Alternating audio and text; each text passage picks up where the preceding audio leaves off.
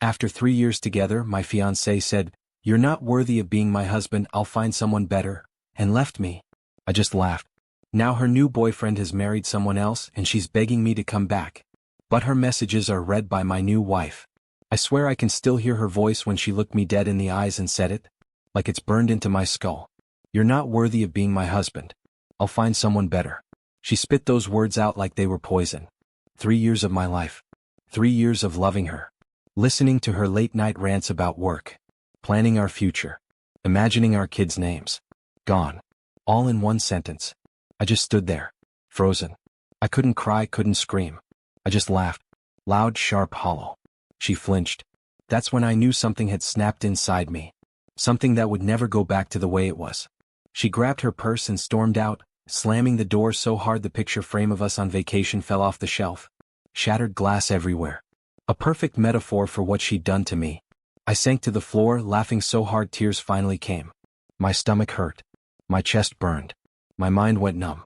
3 years. 3 birthdays. 3 Christmases. Thousands of texts.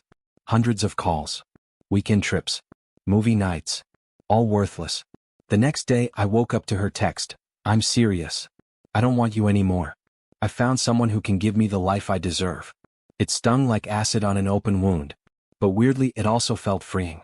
I got up, made coffee and started cleaning up the shards of our life together. Each piece I tossed into the trash felt like a piece of her I was erasing. I packed a duffel bag with her things.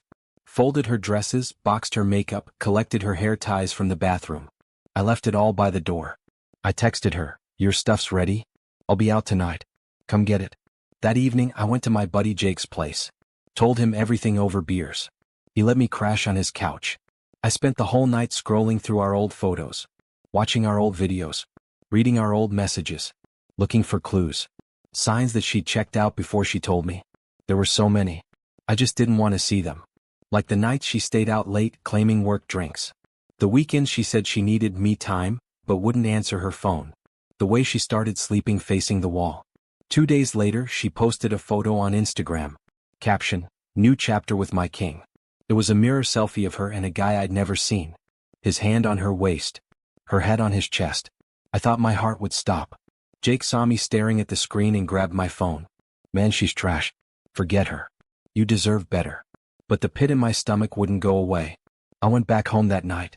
The apartment smelled like her perfume, stale and lingering. I opened the windows. I threw out the sheets. I deleted her contact. Blocked her on everything. But every time my phone buzzed, my heart leapt like maybe it was her saying she made a mistake. 3 weeks later, a mutual friend called. "Dude, did you hear? She and that guy are moving in together already. He proposed after 2 weeks. They're talking about eloping." I felt like the universe was mocking me. I tried to focus on work, on the gym, on anything. But every night was a battle with memories. I'd find her hair stuck in the carpet. One of her earrings under the bed. Little ghosts of our life together haunting me. Then it got worse. She started texting from random numbers. "Hey, I miss you. Can we talk?" I ignored them at first. But they kept coming. "Please, I need you." He's not who I thought he was. I'm scared. Part of me wanted to answer. To swoop in. To be the hero she now suddenly needed. But I remembered the words she said that night. "I'll find someone better." I couldn't unhear them. One night I got a call at 2 a.m. unknown number. I answered without thinking. Her voice cracked through the line. "I made a mistake. He's gone. He married someone else. He was cheating on me the whole time. Please, I need you. I need us." I was silent. She kept sobbing. Begging. I felt nothing but a cold emptiness. I told her I had to go. Hung up. Blocked the number. The next morning I woke up feeling lighter. Like I'd closed a door I should have slammed shut long ago. I started going on dates. Reconnected with old friends. Laughed for real, not the hollow laugh from that night. Then I met her. Emily. Sweet, kind, nothing like my ex. She loved me with a quiet certainty I'd never known. We moved slow. Built trust. Grew together. A year later I proposed. She said yes. Last week I posted our wedding photo. Smiling. Radiant. My wife. My best friend. Then it happened. My ex's messages started again. I recognized the desperation. The pathetic excuses. I showed them to Emily. She just smiled, kissed me and said she can text all she wants. She's never getting you back. Emily reads every message now. Replies for me sometimes.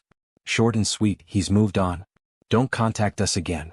But something tells me my ex won't stop. And honestly, I almost hope she keeps texting. It's the sweetest reminder of how far I've come, and how much I don't ever want to go back. I thought that would be the end of it. Her messages fading into the black hole of blocked numbers and unread notifications. But it only got stranger. A week after Emily and I got back from our honeymoon, I got a letter in the mail. No return address. Just my name scribbled on the front in handwriting I'd know anywhere. Inside was a single page. I'm sorry. I'll do anything. I still love you. Please let's talk. I didn't show it to Emily right away. I don't know why. Maybe I felt ashamed that I'd let someone like that have so much power over me once. Maybe I thought ignoring it would make it disappear. But the letters kept coming. Slipped under our apartment door. Tucked into my car's windshield wipers. One day there was a note on Emily's car. I know she'll never love you like I do. You belong with me. That's when I realized she was watching us. I installed security cameras. Changed our locks. Told Emily everything. She didn't get angry. She held my hands and said, "We'll get through this together." But the peace we'd built started cracking. Emily became jumpy, checking the cameras every hour. I hated seeing her scared. I wanted to scream. One night, I got a call from an unknown number while driving home from work. I answered. Her voice came through low and trembling. "I see you. I know you still love me. You can't lie to me." I floored the gas, heart pounding, eyes scanning every car behind me. I made it home, slammed the door and double-locked it. Emily was waiting, eyes wide. I told her everything. We decided to call the police. But the officer was polite, almost bored. He said since she hadn't made direct threats, there wasn't much they could do. He suggested a restraining order but warned it might only provoke her. That night Emily and I barely slept. Every creak in the apartment felt like footsteps. Every gust of wind like her whispering outside the window. A week passed with silence. I started to think maybe she'd moved on. Maybe the reality of my marriage had finally sunk in. Then, Emily got a DM on Instagram from a fake account. "I know what you did. I know you trapped him. He was mine first."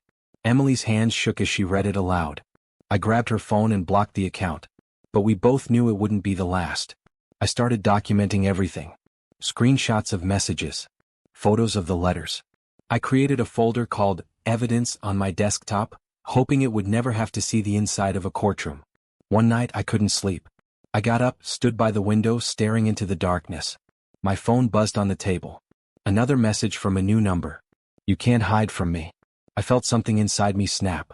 I wrote back. "Leave us alone. This is your final warning." Minutes later, another reply. "Or what?" That was the last straw. I contacted a lawyer the next morning. Filed for a restraining order. The lawyer was kind but direct. "If she violates this, call the police immediately." The court date was surreal. She showed up looking small, pale, almost unrecognizable. She refused to meet my eyes. When the judge granted the order, she burst into tears.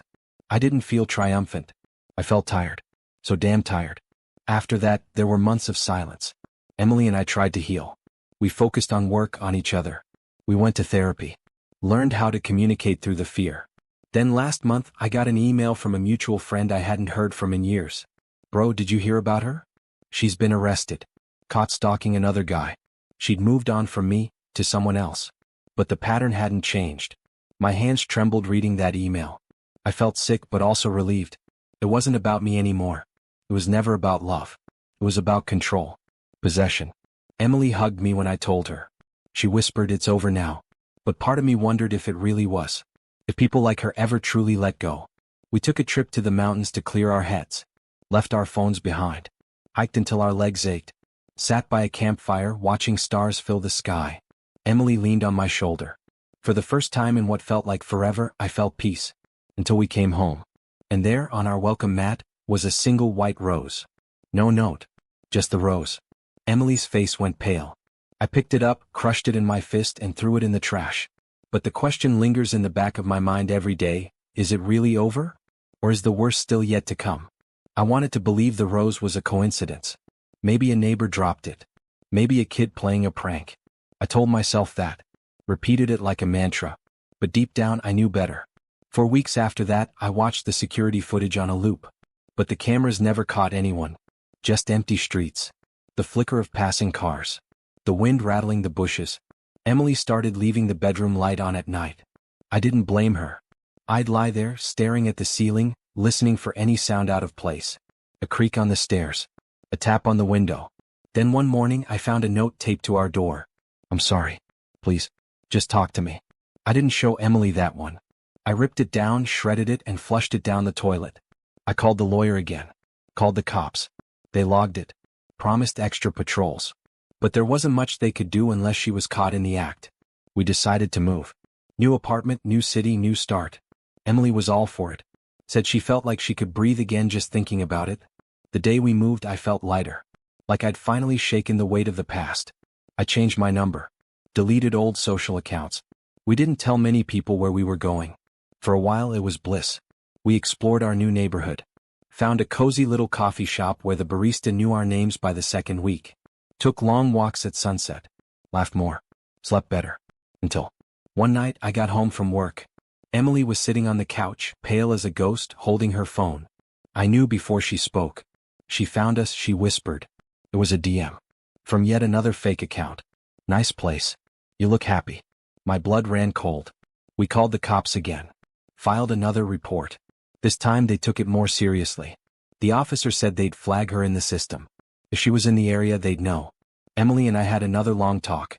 She said she couldn't live like this anymore. Always looking over her shoulder. And I couldn't blame her. I felt like a failure. Like I hadn't protected her. But something changed in me that night. I decided I wasn't going to be scared anymore. I wasn't going to let this woman, this ghost from my past, keep haunting my present. We doubled down. Got a security system with motion sensors and alarms. Joined a self-defense class together. Emily started therapy again. I did too. Weeks passed. Then months. No messages. No notes. No roses. And just when I thought maybe, just maybe, we were free, Emily got an email. From a lawyer. She was suing us. Claiming we'd harassed her. That we'd defamed her. That we'd ruined her life. I couldn't believe it. The audacity. The sheer insanity. Our lawyer handled it. The case was thrown out before it even made it to court. The judge called it frivolous. But it shook us. That night, Emily and I sat on the balcony, watching the city lights flicker in the distance. She leaned against me quiet. "What do we do now?" she asked. "We live," I said. "We love. We keep going. We don't let her win. And that's what we're doing. Every day isn't easy. Sometimes I still feel that old fear creep in. When I see a strange car parked outside. When my phone buzzes with an unknown number. But then I look at Emily. At the life we've built. At the strength we've found in each other. And I know, she doesn't get to have power over us anymore. The last thing I heard, my ex moved out of the country. Started over somewhere far away. Maybe she found peace. Maybe she found her next target. I don't know. I don't care. What I've learned is this. Love isn't about who you've known the longest, or who you thought you'd spend forever with. It's about who stands by you when the storm hits. Who helps you pick up the pieces. And I've got that now. So if you're going through your own version of hell, let me tell you, there is light on the other side.